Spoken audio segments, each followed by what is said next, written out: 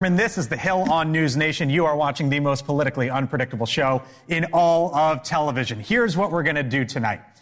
Donald Trump and Kamala Harris. It is the first time that we are seeing the Democratic nominee for president, the Republican nominee for president, out on the campaign trail since they met face-to-face on the debate stage on Tuesday evening. Later this hour, we will hear from Kamala Harris. She is speaking in the swing state, the battleground state of North Carolina. And when that happens, we will take you there live.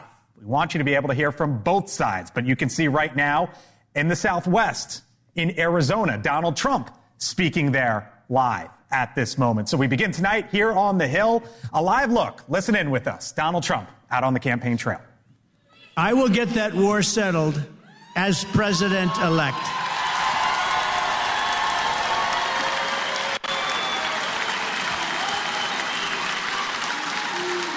And I'm telling you, this is true.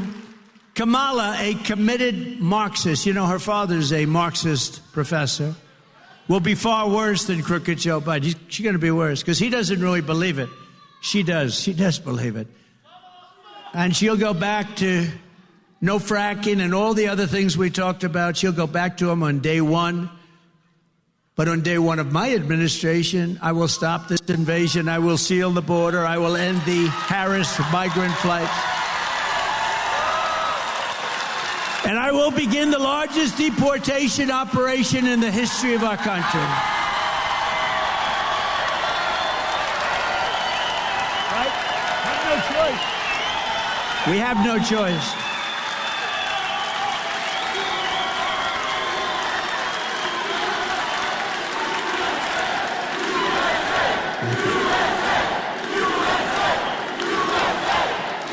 Thank you.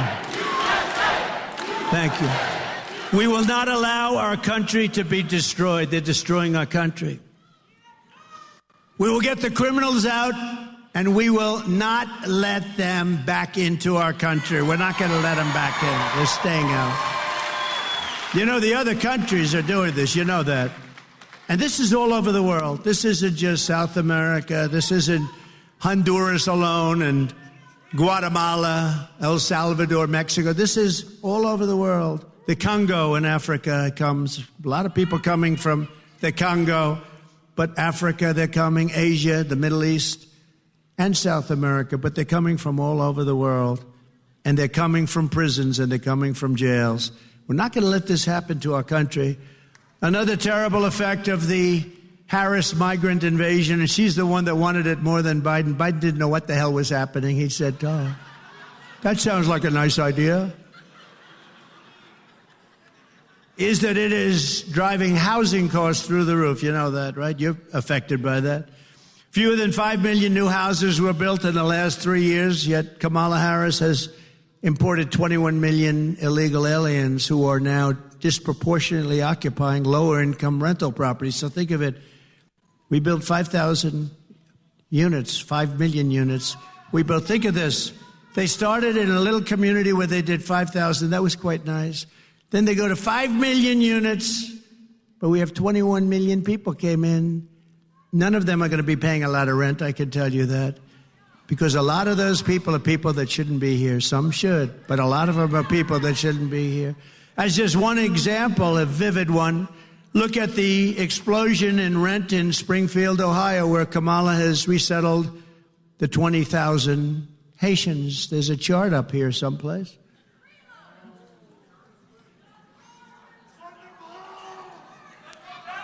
I don't like that as much as the chart that I had in Butler, PA. That was nothing.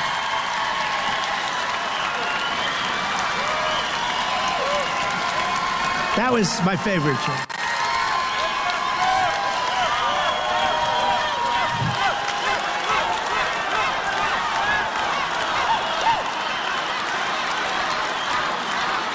That was my favorite chart. We still have that. That was a great, beautiful chart. The red, the yellow, right? And the blue. That was my all-time. That is going to be my all-time favorite chart. I don't care what chart I look at over the years. I will sleep with that chart every single night. But look at the numbers and look at the way those lines are. They're totally out of control. When I return to the White House, we will require that all companies receiving federal housing subsidies to verify citizenship. We're going to verify citizenship. We're going to make sure that it's a legal residency. And as a condition of their rental agreements, they're going to have to do all of it.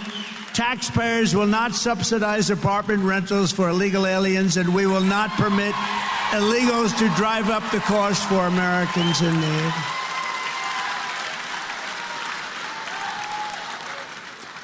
In addition, I will ban all mortgages for illegal aliens. You can't have it. Now, in California, under Gavin Newsom, they want to give illegals mortgages.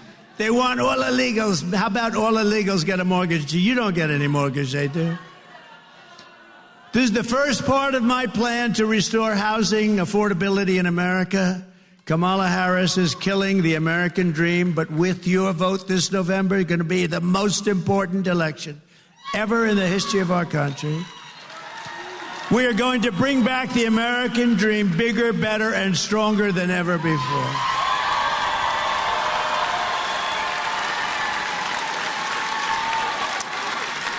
Going to bring it back.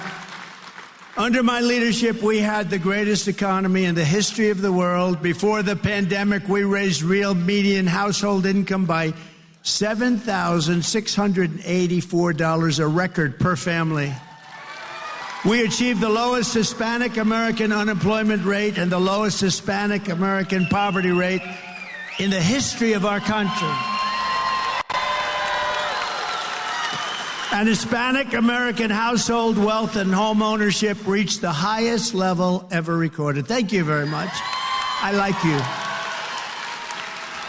But now Arizonans are experiencing an affordability crisis, and this is a crisis of historic proportions. Do you agree? You know that. You know what's going on in this area in particular.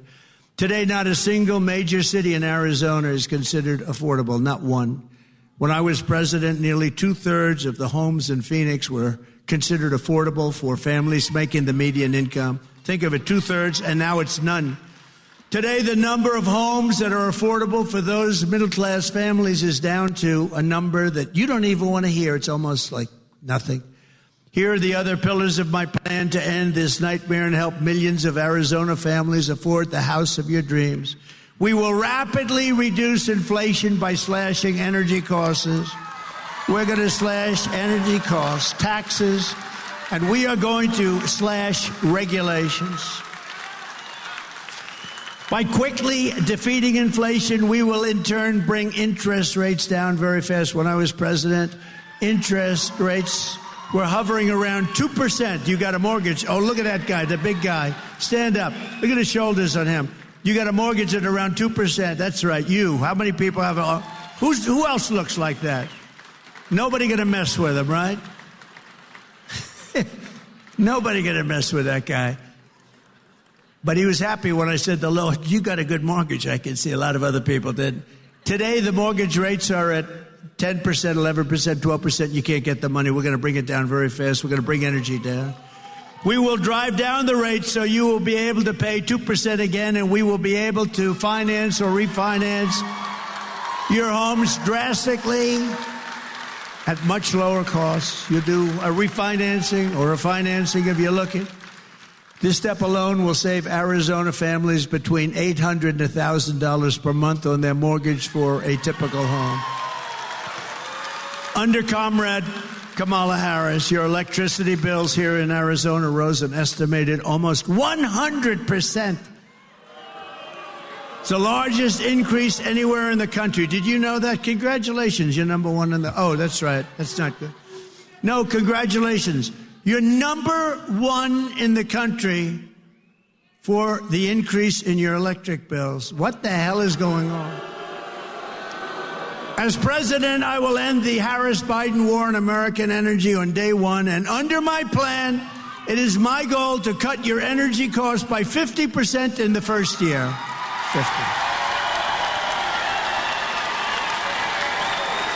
50%. Remember, we have more liquid gold under our feet than any other nation in the world, more than Saudi Arabia, more than Russia. We will slash the cost of heating, air conditioning, gasoline, electricity, and by bringing down the price of energy, we will defeat inflation and reduce the prices, which are through the roof right now. People can't afford cereal. You got to see, it's so sad when you see people being interviewed and they buy 3 apples and they walk away from the cashier and they bring an apple back because they can't afford it, and it happens all the time. Upon taking office, I will also sign an executive order directing the immediate termination of every single unnecessary rule that is impeding housing construction and driving up the costs of housing. Government regulations are responsible for more than 25% of the cost of a new single-family home and 40% of the cost of multifamily homes. Think of it. Regulations costing 40% of the cost, and it takes you years to get it done. We're going to end all of that. I have been a builder my entire life. I understand the problem, and I will fix it. I know how to fix it. Nobody else is going to figure it out. My objective will be to cut the cost of building a new home by 30 to 50%, and much of it is regulation. And in addition, we will open, and this is your great people in this state that are asking me so many times, so many people are asking me to do this. We will open up new tracts of federal land for large-scale housing construction so that we can get housing on the market. About 18% of all land in Arizona is owned by the Bureau of Land Mismanagement. It's actually mismanagement. I have to be careful because, you know, with the fake news media, I can go a whole speech, stand up here largely without a teleprompter. I don't read them most of the time, but because you'd find it very boring when you read teleprompters. Run, spot, run. Remember I said that? But I could go a whole day. I could go stand up here, talk to you for 2 hours. If I mispronounce one word, like I called mismanagement, I said the Bureau of Mismanagement. Well, I was kidding. They won't say that. They'll say he's cognitively impaired. No, it's true. Watch, that'll be all over television. Sarcasm for me is the worst thing possible because when I'm being sarcastic or say something kiddingly, like even the other night, I was talking about how much we won by a certain election a few years ago. And I jokingly said, they won by just a little smidgen. Is it true that you think the election was close because you said just, I said, yeah, I was being sarcastic. It's not good when I imitate Joe Biden not being able to find his way off the stage, which happens all the time. No, it happens all the time. I get decimated by the fake news media, and sometimes they say, look, he can't find his way off the stage either. You have these stages, they have like 4 or 5 stairs, usually 1, 2, 3, 4, 5, 6, 7. Well, is this a government-owned building? They have more. They have usually more stairs. But when I do an imitation of that, they will sometimes say, because I called up our great First Lady, I said, how great was my speech tonight? Because they're always on television. You know why? Because they get good ratings. I said, how great was my speech tonight? Did you see the size of that crowd? Oh, and by the way, her crowds are zero. Her crowd, she's got no crowds. They bus the people in. They pay buses to bring people. Nobody here rode in on a bus, I guarantee you that, unless you own it. I said, did you see how great my speech was tonight, darling? How great? She said, well, it was good. I said, what'd you think? Well, I didn't like your hair. Oh. I said, what else? But the people were going crazy. They loved it. Well, yeah, they might have, but you looked really bad. You couldn't find the stairs off the stage. I said, I was imitating that guy. But this is the fake news media, just like these 2 fakers that were up this weekend. I think they really hurt their career. I really believe that. I hope they did. Finally, I will save America's suburbs by protecting single-family zoning. The radical left wants to abolish the suburbs by forcing apartment complexes and low-income housing into the suburbs right next to your beautiful house. Right next, you have a beautiful house and they want a nice low-income building to be right next to you. I will end this Marxist crusade. I did it, I did it 5-6 years ago. I did it. The suburbs were safe. That's why when they say suburban women maybe don't like Trump, I think they're wrong. I think they love me. I do. I never had problems with women. I never had any problems. But they say suburban women. So they live in the suburbs, and I'm the one that says you can't build a low-income apartment house where people want to do harm when they move in, right next to your beautiful little house, right? And then I hear the women don't like me. The women want strong borders. They don't want to be hurt, molested, killed. They want their family to be safe. They want a strong military so we're not going to be attacked by anybody. Peace through strength. So why wouldn't they like me? Those are the things that I stand for. They want good education. And I'm for choice. They also want choice. Choice is a big thing in education. To get even more relief to American workers, I will massively cut taxes for working families, and we will have no taxes on tips, no taxes on Social Security benefits.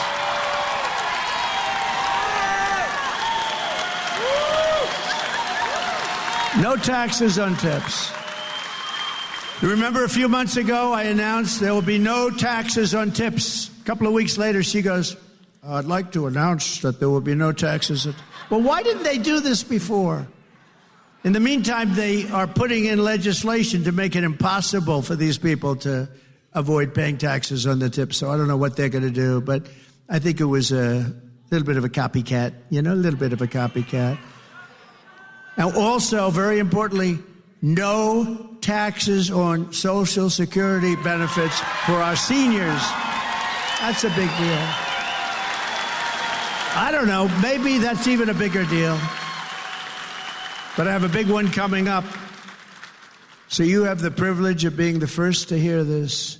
Because I'm also announcing, and you remember that, seniors, when you go to vote, because you know what? You've been eaten alive by the stupid inflation caused by energy and caused by their overspending foolishly, their stupid spending.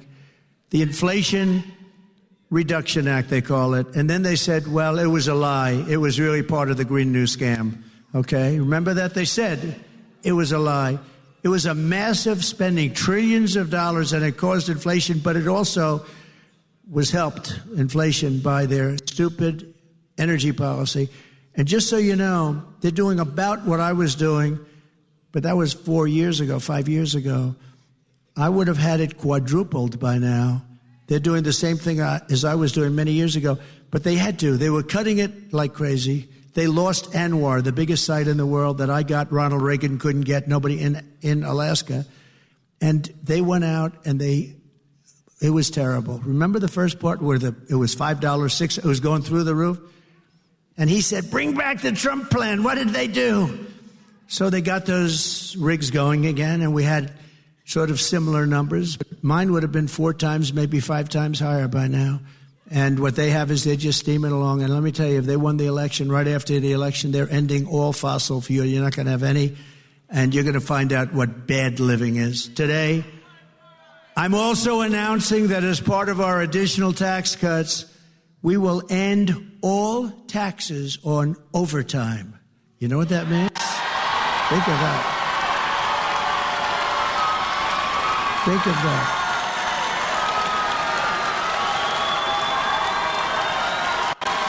Think of that. That gives people more of an incentive to work. It gives the companies it's a lot easier to get the people. And, I went to some economists, great ones, and I said, what do you think? They said, it would be unbelievable. You'll get a whole new workforce by doing that. No taxes on overtime. The people who work overtime are among the hardest working citizens in our country. And for too long, no one in Washington has been looking out for that. That right there is actually news from Donald Trump. As you are with us here on the Hill on NewsNation, once again, I'm Blake Berman. We've been watching Donald Trump for the past 19 minutes here. He's been on stage for about an hour now, his first appearance post-debate. And as he just laid out there, a new position, and one that will certainly get some play. Donald Trump saying he doesn't want tax on overtime. Essentially, if you work more, as I just hear him say now, more than 40 hours a week, he's now promising, or at least contending, that in his administration, if he's elected, no tax on overtime. We know he's talked about no tax on tips, no tax on Social Security. Where might it end? I don't know. But a brand new position there from Donald Trump. Let's also show you real quickly in North Carolina, because we are expecting also at any point here soon, we believe, as the camera has now swung off the stage over basically to the entrance, the Vice President, Kamala Harris, speaking in North Carolina. Again, her first appearance since Tuesday night's debate. Once that happens in North Carolina, we will take you there live. You will hear from both sides, both candidates here on the Hill. Quick commercial break. Don't go anywhere. We're back in a few minutes.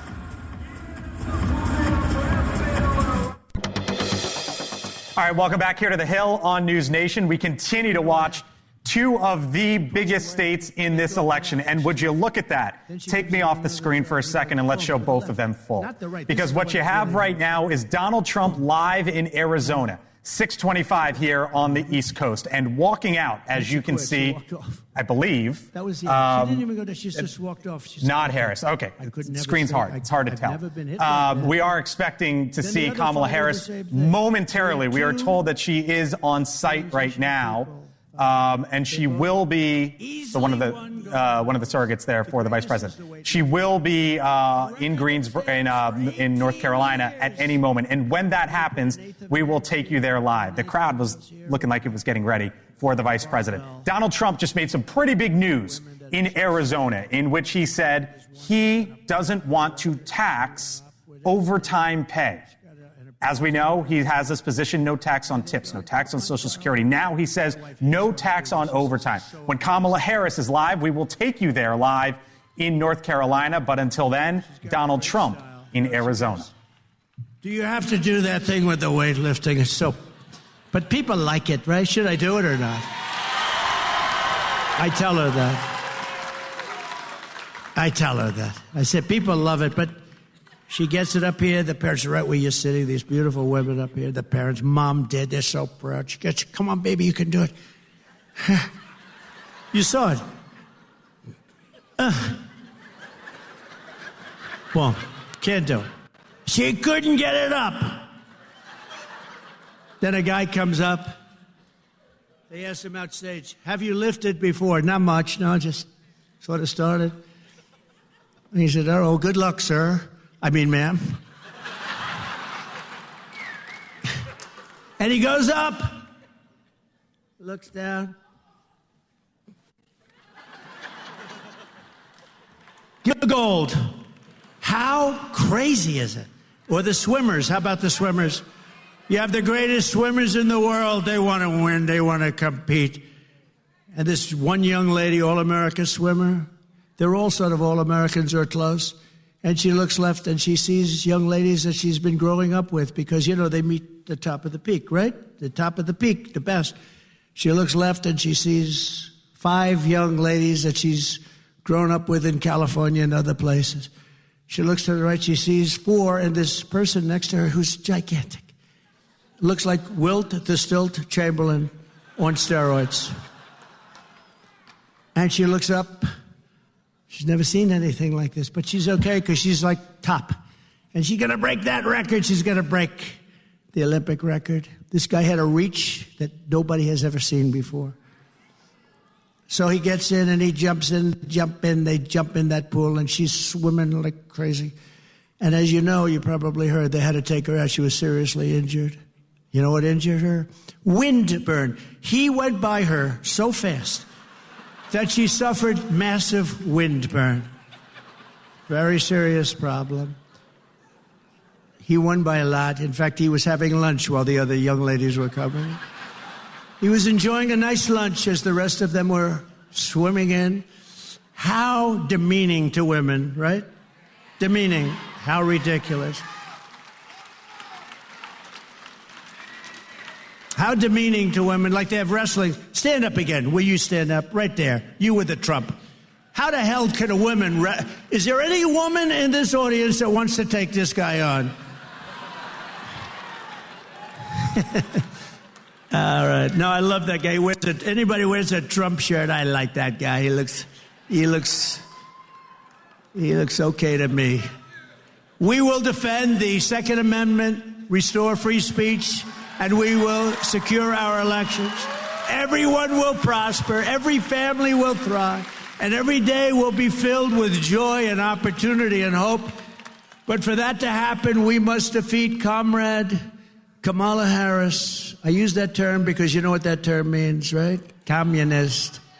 She's a Marxist, communist, fascist, socialist. She's not actually a socialist. She's gone past that. Remember I used to say, America will never be a socialist country. Actually, they skipped past socialism. They started at communism. We must stop her country-destroying liberal agenda once and for all. So get everyone you know. You got to go vote. You got to get people to vote. All right, Tucson, Arizona in the Southwest. Donald Trump speaking for the better portion of an hour now, and you can see what's happening on the other side of the country. In North Carolina, Kamala Harris in that battleground state, her second event there today, 2 days after the first and what might likely be only debate between the two. Donald Trump coming out today and saying there will not be another debate. There are 54 days between now and Election Day, and what you are likely to see between now and then is this, which is why we wanted to show it to you tonight.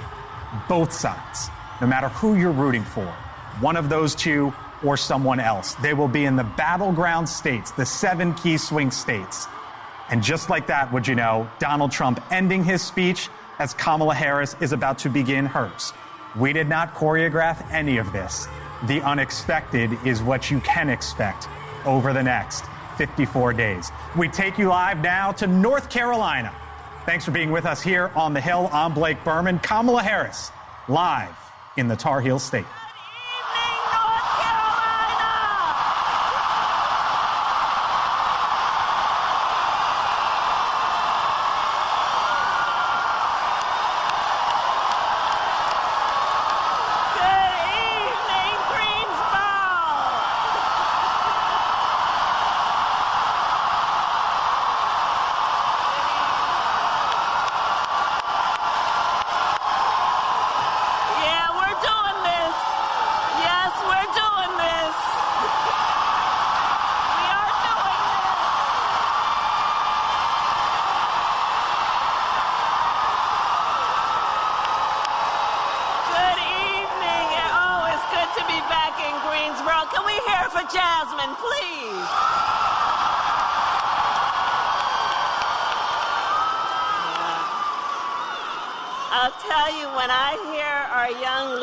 Such as Jasmine, I know the future of our country is so bright, so bright, so bright. And it is so good to be back in Greensboro and to be with so many leaders. Thank you, everybody. Thank you. I want to thank the incredible Governor Roy Cooper. Thank you. Your next governor, Attorney General Josh Stein.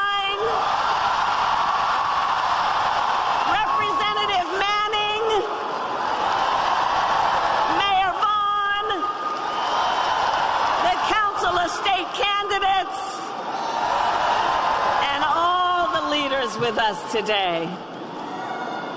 So North Carolina, 2 nights ago, Donald Trump and I had our debate.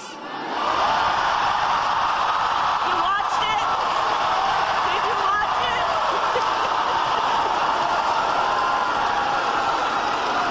And look, I believe we owe it to have another debate. Right? We owe it to the voters. Because here's the thing. In this election, what's at stake could not be more important. On Tuesday night, I talked about issues that I know matter to the families across America, like bringing down the cost of living, investing in America's small businesses, protecting reproductive freedom,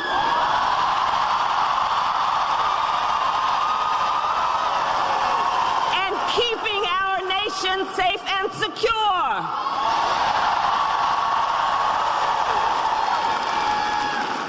But that's not what we heard from Donald Trump. Instead, you know, and I called it at the beginning of the debate, it was the same old show.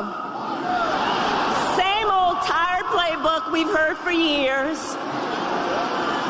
with no plan for how he would address the needs of the American people. Well, folks, look, it's time to turn the page.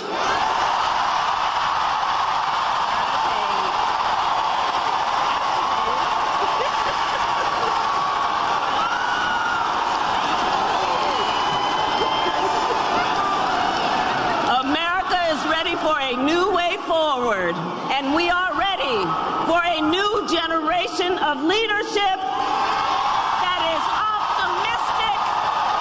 optimistic about what we can do for our country together.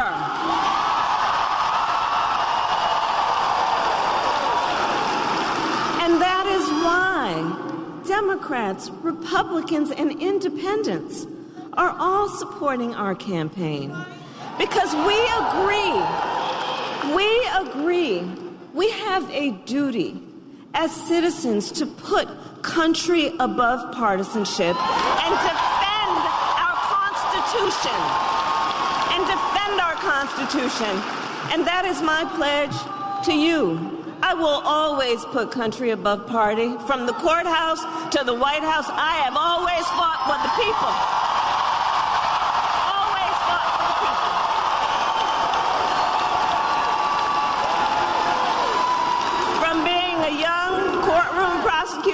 Yes, and it's yes, USA, go on.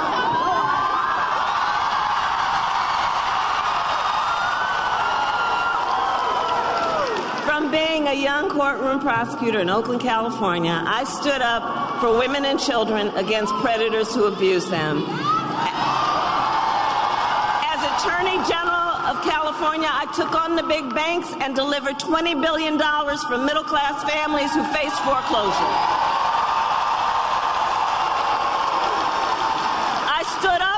Veterans being scammed by big for-profit colleges, for workers who were being cheated out of their wages, the wages they were due, for seniors facing elder abuse. I will be a president for all Americans. And together we will build a brighter future for our nation.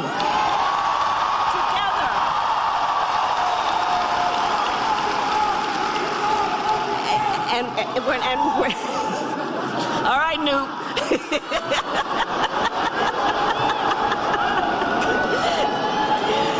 We are going to build a future where we build what I call an opportunity economy.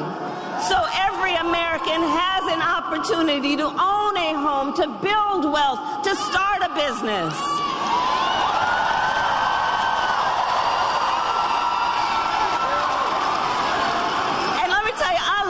Small businesses. Are there small business leaders here? Raise your hand. That's right.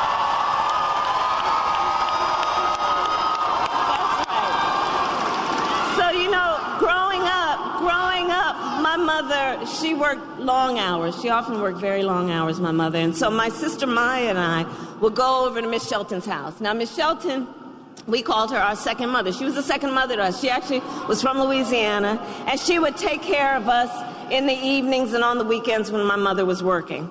And she was a small business owner. And let me tell you what I learned from being a young child about a small business owner, Miss Shelton. Our small business owners, you are business leaders, and you are civic leaders, you are community leaders, you hire locally, you mentor, you are part of the fabric of our communities. economy. The backbone.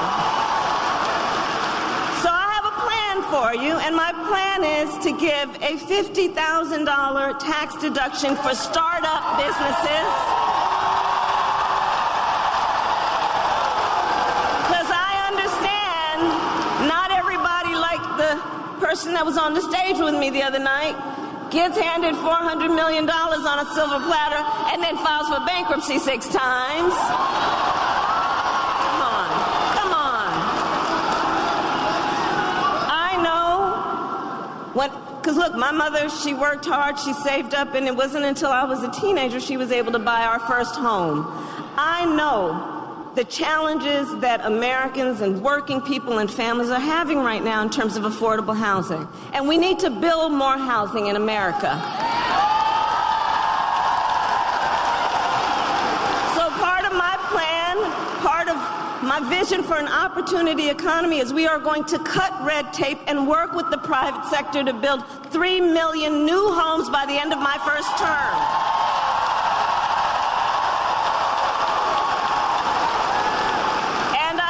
Plan to lower the cost of living for America's families on everything from health care to groceries, including taking on price gouging and those corporations when they take advantage of people in need. Under my plan, more than 100 million Amerians will get a tax cut. Thousands of dollars of your hard-earned money will go back in your pockets, including $6,000 during the first year of a child's life for young parents, knowing in that critical stage of your child's development, you might need a little help, not just to get by, but to get ahead. And I will always put the middle class and working families first. I know where I came from.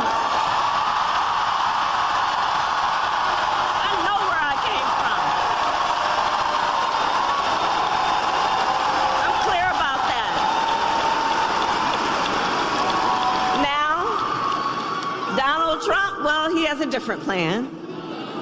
Just Google Project 2025. I see you have. It is a detailed and dangerous blueprint for what he will do if he is elected president. Donald Trump will give billionaires massive cuts, massive tax cuts, and cut corporate taxes by over $1 trillion, even as they pull down record profits. He intends to cut Social Security and Medicare. And he wants to impose what I call a Trump sales tax on everyday basic necessities, which will cost the average American family nearly $4,000 a year. Some of the top economists in our country and in the world have reviewed these plans. Goldman Sachs, for example, has said that my plan would grow our economy and his plan would shrink the economy. That his plan would reignite inflation and send us into a recession by the middle of next year. On top of this, Donald Trump intends to end the Affordable Care Act. Now think about that. Think about that. We remember what it meant when insurance companies could deny you for a pre-existing condition. Remember what that was? So he wants to get rid of it. And as he said in the debate, he made clear he has no plan to replace it. In fact, you remember? You remember? He has, quote, concepts of a plan. Concepts of a plan.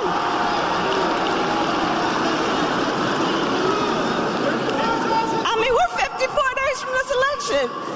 Concepts of a plan. Which means no actual plan. Which means no actual plan. And 45 million Americans are insured through the Affordable Care Act. So understand what that means. He's going to end it based on a concept and take us back when folks were suffering. Well, we're not going back. We are not going back. We are not.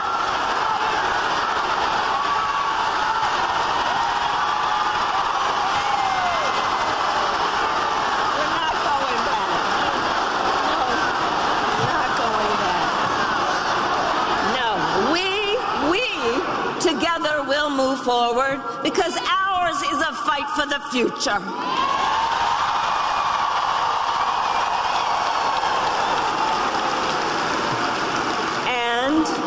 And ours is a fight for freedom.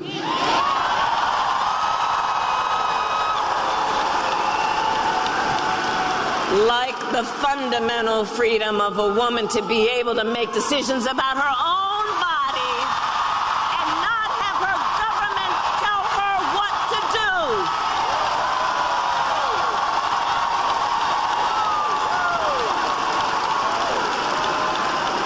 And we remember how we got here. Donald Trump hand-selected 3 members of the United States Supreme Court with the intention that they would undo the protections of Roe v. Wade, with the intention they would undo the protections. And they did exactly as he intended. And now more than 20 states have a Trump abortion ban, including North Carolina, and every single state in the South except Virginia, many with no exceptions, even for rape and incest. It is immoral. Immoral. And I know everyone here understands. Let us agree. One does not have to abandon their faith or deeply held beliefs to agree. The government should not be telling her what to do with her body. Come on.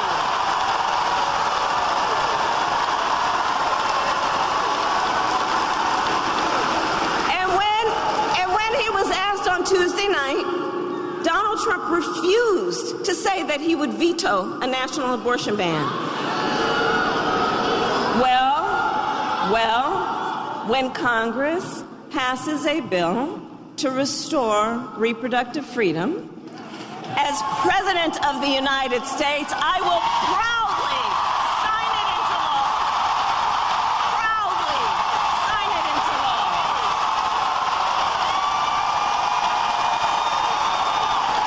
We are not playing around. And across our nation, we are witnessing a full-on attack on hard-fought, hard-won fundamental rights and freedoms, like the freedom to vote, the freedom to be safe from gun violence, the freedom to breathe clean air and drink clean water, and the freedom to love who you love openly and with pride.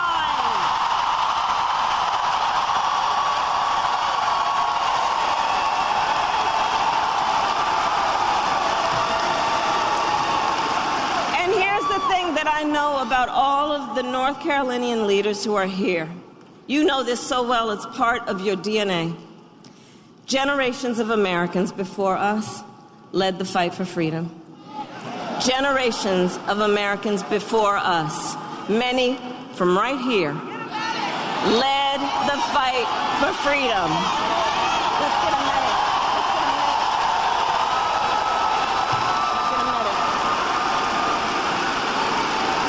Do we have a medic? Let's get a medic over there, please. Let's get a medic over there. Yeah, but let's make sure. See, this is who we are. We look out for each other. That's what leaders do, looking out for each other. Okay, we've got a medic. Okay.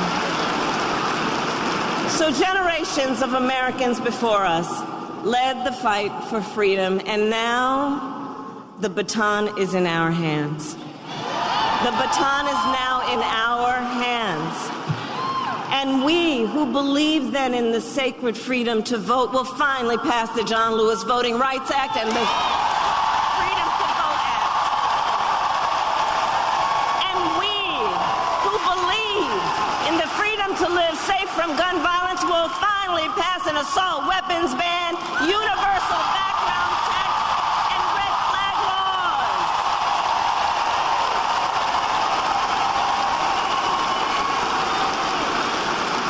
So much is on the line in this election. And we got this. We got this. But look, here's the thing. This is not 2016 or 2020. The stakes are even higher.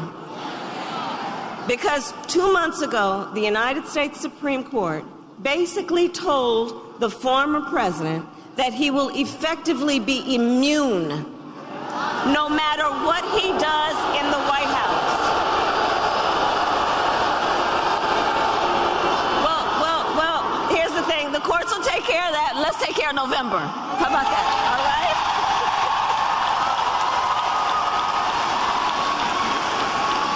But imagine what that court ruling means. Imagine what that means. Because before, there might have been at least the belief that there would be the threat of consequence. But now there's an explicit ruling from the court that suggests he would be immune. Imagine Donald Trump with no guardrails. Imagine what that would look like. He who has vowed, if reelected, he will be a dictator on day one. He who called for the, quote, termination of the Constitution of the United States. And let us be very clear, someone who suggests that we should terminate the Constitution of the United States should never again stand behind the seal of the President of the United States. Never again. Never again.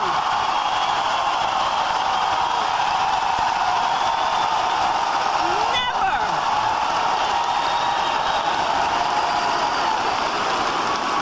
And put that all in the context of people who have been talking about how he was when they served with him in the White House. People who saw him every day. His national security advisor, his defense secretary, his chief of staff, and his vice president. All of whom have warned America Donald Trump is not fit to be president of the United States.